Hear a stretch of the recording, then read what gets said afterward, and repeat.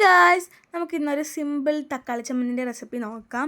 അതിന് വേണ്ടിയിട്ട് ആദ്യം തന്നെ ഒരു പാനിലേക്ക് കുറച്ച് എണ്ണയും 1 സ്പൂണിൻ്റെ അടുത്ത് ഉഴുന്നും കൂടെ ആഡ് ചെയ്തിട്ടുണ്ട്. ഉഴുന്നത് ഈ ഒരു കളറായി വരുമ്പോഴത്തേനും ഒരു മുളകും കൂടെ ഞാൻ ആഡ് ചെയ്തിട്ടുണ്ട്, വറ്റൽമുളക്. അത് കഴിഞ്ഞിട്ട് ഒരു സബോള ചെറുതായിട്ട് അരിഞ്ഞത് അതും കൂടെ ആഡ് ചെയ്തിട്ടുണ്ട്. ഇവിടെ എനിക്ക് കുറച്ച് ക്വാണ്ടിറ്റിയിൽ മതി, അതുകൊണ്ടാണ് ഞാൻ ഒരു സബോള എടുത്തിട്ടുള്ളത്. അതുപോലെ ഒരു തക്കാളിയും കൂടെ ആഡ് ചെയ്തിട്ടുണ്ട്. നിങ്ങൾക്ക് കുറച്ച് കൂടുതൽ ക്വാണ്ടിറ്റി വേണമെങ്കിൽ അതിനനുസരിച്ച് തക്കാളിയും സബോള ആഡ് ചെയ്യാം. അതൊന്ന് വഴണ്ട് വരണം കേട്ടോ. ഇതുപോലെ ഒന്ന് വഴണ്ട് വരണം. ഞാൻ പിന്നെ അതിലേക്ക് കുറച്ച് ഉപ്പും കൂടെ ആഡ് ചെയ്തിട്ടുണ്ടായിരുന്നു.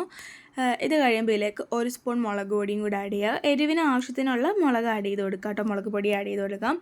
അത് ഒന്ന് തണുത്ത് കഴിയുമ്പോൾ മിക്സിയുടെ ജാറിലിട്ട് അടിക്കുക കുറച്ച് വെള്ളമായിട്ട്.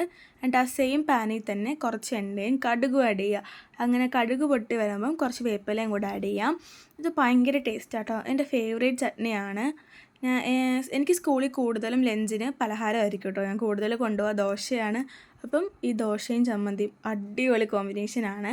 എൻ്റെ ഫ്രണ്ട്സിനൊക്കെ ഭയങ്കര ഇഷ്ടമുള്ളൊരു സാധനം കൂടിയിട്ടാണിത്.